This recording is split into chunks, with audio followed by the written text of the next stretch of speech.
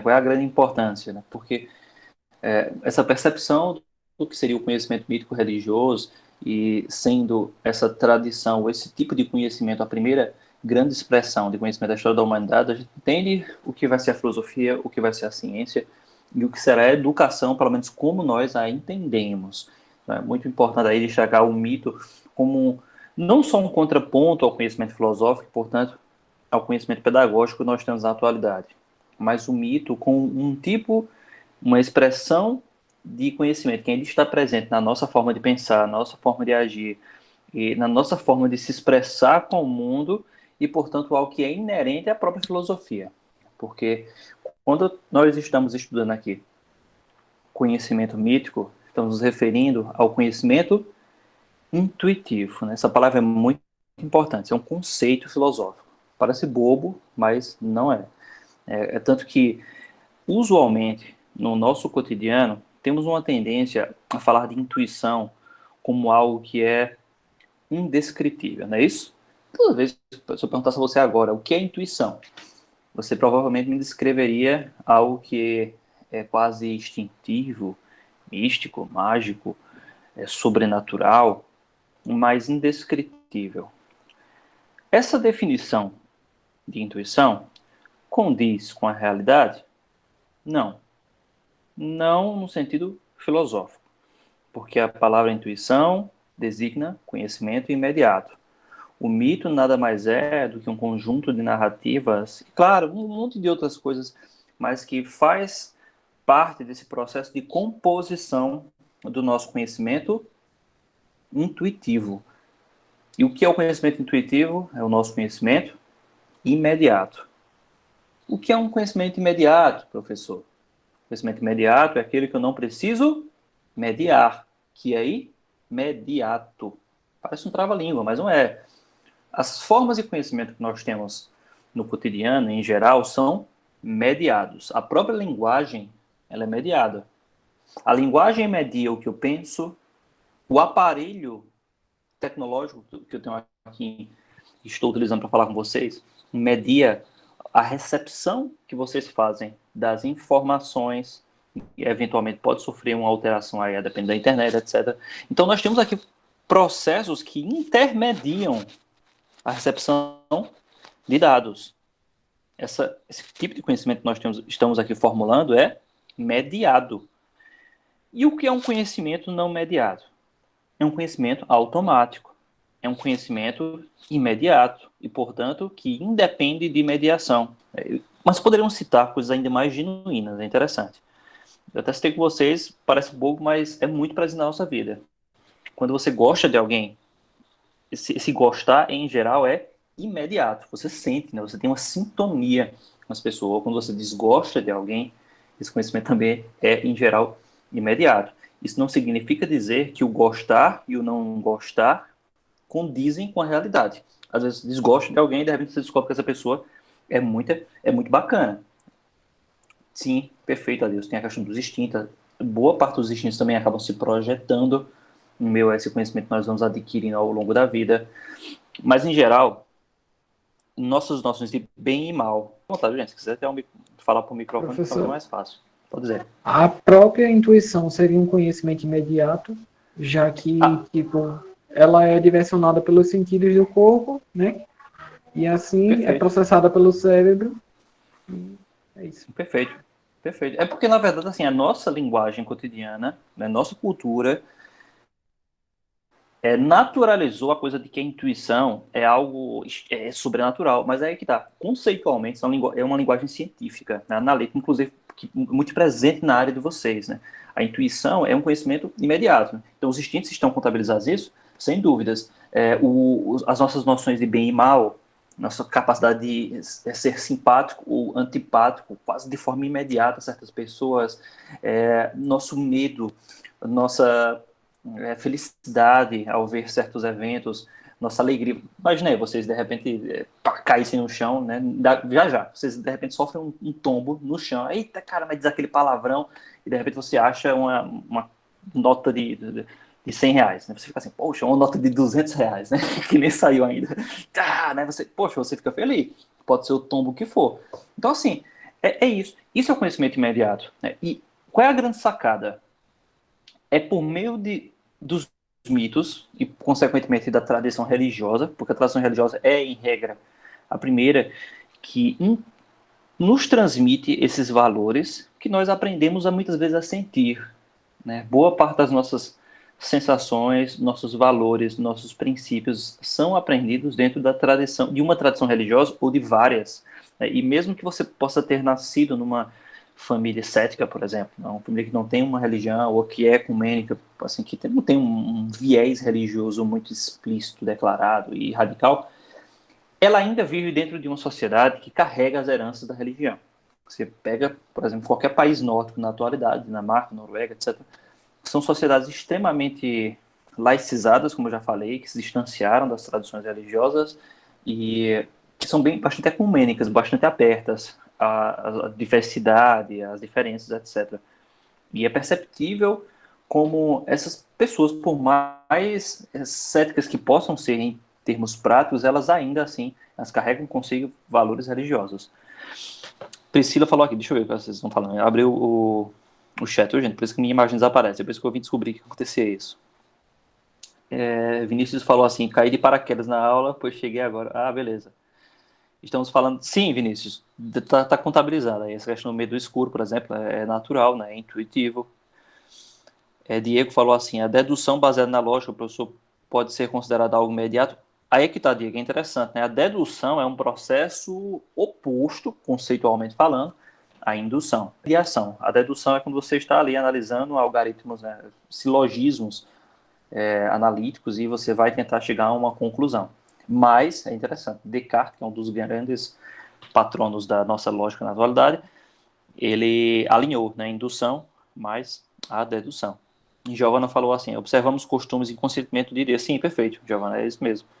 Nós assimilamos esses valores do cotidiano por causa das nossas tradições mítico-religiosas, independentemente se vivermos numa sociedade laicizada ou numa sociedade muito religiosa, e esses valores acabam se projetando nas nossas vidas. Né? E não é por acaso, por exemplo, de que, o exemplo assim, eu tenho amigos que são ateus e que são pessoas, em termos práticos, em termos do que seria diria São Tiago, né, meu xará, em termos práticos, muito mais cristãos do que esses cristãos, porque eles agem tal qual um cristão genuíno, são pessoas extremamente boas, abertas, criam um senso de comunidade, têm um senso de alteridade e altruísmo indiscutível. Eu acho que isso tem uma ligação muito forte com o que diz respeito à ética, porque a pessoa pega para si ali um padrão moral e não importa se ele tenha com base um princípio religioso ou não, mas para aquela pessoa ela assume como verdade, como moral,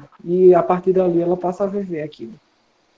Beleza, perfeito. Aí a grande distinção, em termos assim, bem superficiais mesmo, é que a ética seria algo mais individual, porque a ética exige uma reflexão que desnaturaliza, pelo menos momentaneamente, a moral, e a moralidade é o resultado de um processo de legitimação ética. Então, o cara grande sacada, né? A ética funda a moral, né? Mas a moral era muito mais geral, comunitária, social, ela acaba tendo uma recepção geral, mas a ética acaba sendo mais individual, mais subjetiva. E isso traz consigo algumas consequências, mas é isso, nós aprendemos naturalmente os valores. Eles são naturais no sentido de que nós recebemos eles da sociedade onde nós vivemos.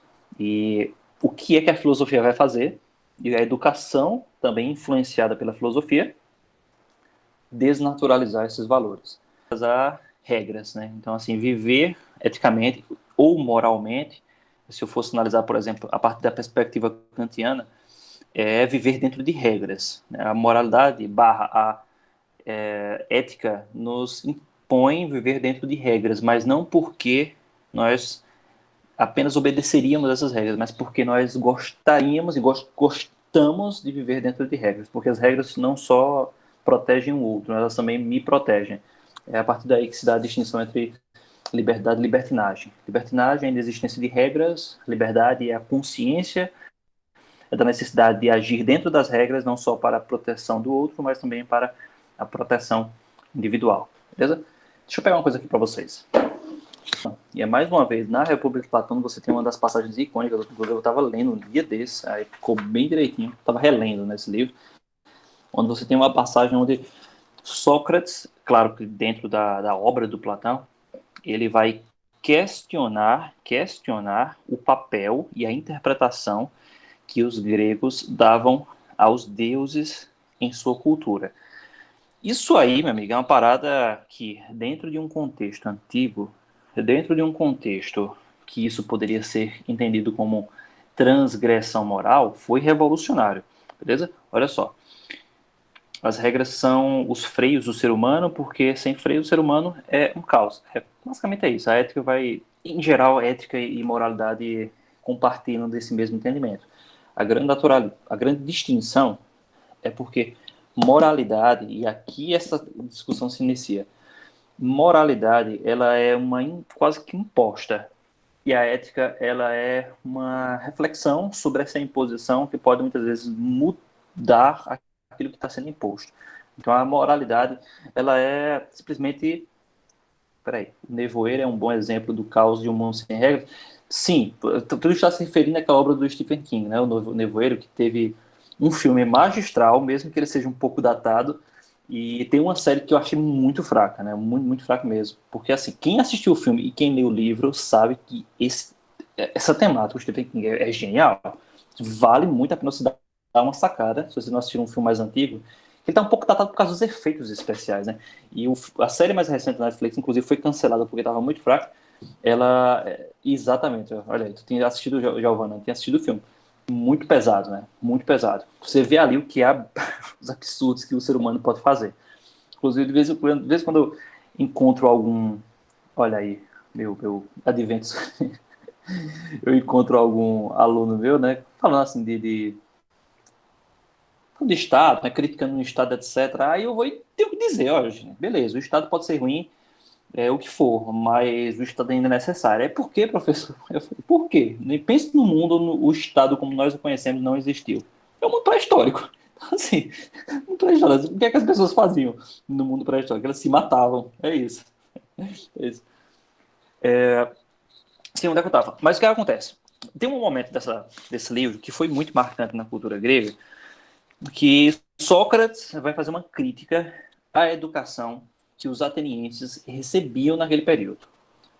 E qual era a educação? Basicamente, os atenienses recebiam a educação religiosa como outra qualquer, tendo em vista o contexto, mas uma das características mais assim questionáveis da educação mítico-religiosa helênica é que os mitos gregos, e vocês devem saber disso, eles são permeados, né? Eles são atravessados de umas coisas meio estranhas, né? Geralmente os deuses têm condutas no mínimo questionáveis, lembrando que nós vivemos dentro de uma cultura, claro, monoteísta, distinta, mas os deuses tinham condutas muito questionáveis sob o ponto de vista ético, mas também moral. O Sócrates foi o primeiro grego, né, icônico, digamos assim, que vai fazer uma crítica assim, bicho, será que é certo? É basicamente isso que ele diz. Será que é correto você ensinar a uma criança, a um jovem, um mito onde a divindade suprema, no caso, Zeus, vive.